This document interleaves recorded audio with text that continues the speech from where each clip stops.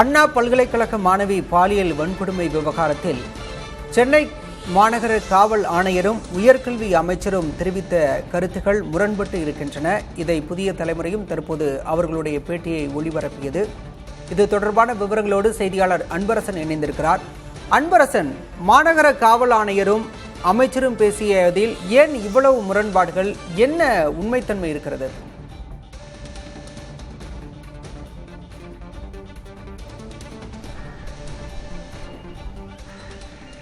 சென்னை அண்ணா பல்கலைக்கழகத்தில் மாணவி பாலியல் வன்கொடுமை செய்யப்பட்ட சம்பவத்தில் ஞானசேகர் என்ற நபர் கைது செய்யப்பட்டு தற்போது சிறையில் அடைக்கப்பட்டிருக்கிறார்.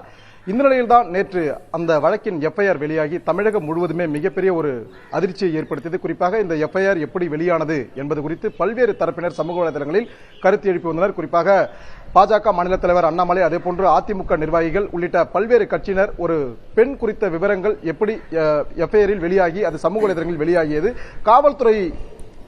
காவல்துறையால் மட்டுமே இது வெளியாகி இருக்கக்கூடும் என அவர்கள் பல்வேறு தரப்பினர் மிகப்பெரிய ஒரு கருத்தை வச்சிருந்தாங்க. இந்த கருத்தின் அடிப்படையில் தான் மிகப்பெரிய ஒரு சர்ச்சையாச்சு. இதன் அடிப்படையில் தான் நேற்று மாலை சென்னை காவல் ஆணையர் அருண் அவர்கள் ஒரு செய்தியாளர் சந்திப்பை ஏற்பாடு செய்து அதனை விளக்கம் தெரிவித்திருந்தார். இந்த நிலையில் சென்னை மாநகர காவல் ஆணையர் அருண் அவர்கள் கொடுத்த பேட்டியும் அதே போன்று உயர்கல்வித்துறை அமைச்சர் கோவி செழியன் பேசிய அந்த பேட்டியும் தற்போது ஒரு முரண்பட்ட கருத்துக்களாக இருக்கிறது. எதிரெதிர் திசையில் முரண்பட்ட கருத்துக்களாக இருக்கிறது. இதனால் மக்களுக்கு ஒரு குழப்பம் ஏற்பட்டிருக்கிறது. இந்த வழக்கில் உண்மையாக நடந்தது என்ன?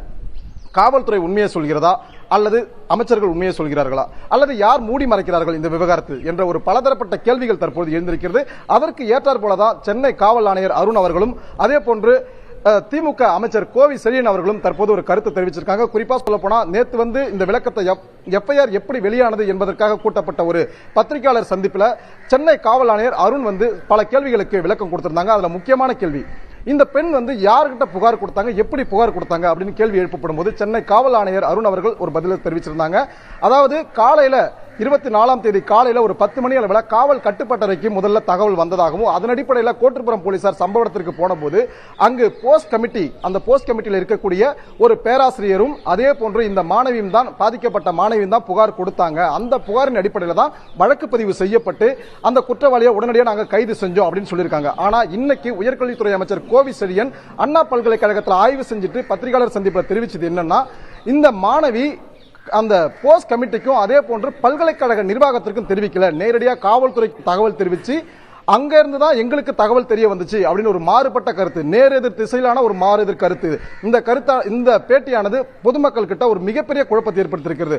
அதாவது அண்ணா பல்கலைக்கழகத்துக்கு இந்த விஷயம் தெரியுமா அல்லது காவல்துறைக்கு தெரியுமா, முதல்ல தெரியுமா அப்படிங்கும் போது சென்னை காவல் ஆணையர் ஒரு பதில சொல்றாங்க, அதுக்கு நேர் எதிரான பதில அமைச்சர் சொல்றாங்க. இதுல எது உண்மை அப்படின்னு மக்கள் ஒரு பொதுவான கேள்வியை முன்வைக்கிறாங்க. அது மட்டும் இல்லாம அந்த கைது செய்யப்பட்ட ஞானசேகரனுடைய மனைவி விக்டோரியா அவங்க எங்க வேலை செய்யறாங்க அப்படிங்கிற ஒரு கேள்வியும் நேற்று சென்னை காவல் ஆணையர் பத்திரிகையாளர் சந்திப்புல ஒரு கேள்வி முன்வைக்கப்பட்டது பத்திரிகையாளர்களால. அப்படி அந்த கேள்வி முன்வைக்கப்பட்டது அது குறித்த தகவல் எங்களுக்கு வரல அப்படின்னு தான் சென்னை காவல் ஆணையர் அருண் அவர்கள் தெரிவிச்சிருந்தாங்க. ஒரு முழு விசாரணை, இந்த விசாரணையானது 24ஆம் தேதி காலையில 10 மணிக்கு புகார் கொடுக்கப்பட்டு அதிலிருந்து தொடர்ச்சியாகவே 24ஆம் தேதி அதே மாதிரி 25ஆம் தேதி அந்த பாலியல் வன்கொடுமை சம்பவத்தில் கைது செய்யப்பட்ட ஞானசேகரன் கைது செய்யப்பட்டு அன்னைக்கு 25ஆம் தேதி சாயந்தரம் தான் நீதிமன்றத்தில் ஆஜர்படுத்தப்படுறாரு. அப்படின்னு பார்த்தா 2 நாள் முழு விசாரணை நடந்திருக்கு. இந்த முழு விசாரணையில காவல்துறை என்ன விசாரிச்சாங்க அப்படிங்கிற ஒரு கேள்வியும் இப்ப முன்னெடுத்திருக்கு, சமூக வலைதளங்கள பலரால கேட்கப்படுது. ஏன்னா ஞானசேகரனுடைய மனைவி விக்டோரியா அதே அண்ணா பல்கலைக்கழகத்தில் ஒரு தற்காலிக பணியாளராக பணிபுரிஞ்சிட்டு வராங்க. ஆனா இந்த விஷயத்தை பத்திரிகையாளர்கள் கேள்வி கேட்கும் போது காவல் ஆணையர் அருண் அவர்கள் என்ன சொல்லிருக்காங்கன்னா, அதை பத்தின தகவல் எங்களுக்கு தெரியல அப்படின்னு சொல்லியிருக்காங்க. ஆனா இன்னைக்கு அதே அண்ணா பல்கலைக்கழகத்தில் உயர்கல்வித்துறை அமைச்சர் கோவி செழியன் அங்க போய் ஆய்வு செய்து பத்திரிகையாளர் சந்திச்ச போது தற்போதைய விவரங்களுக்கு நன்றி அன்பரசன்.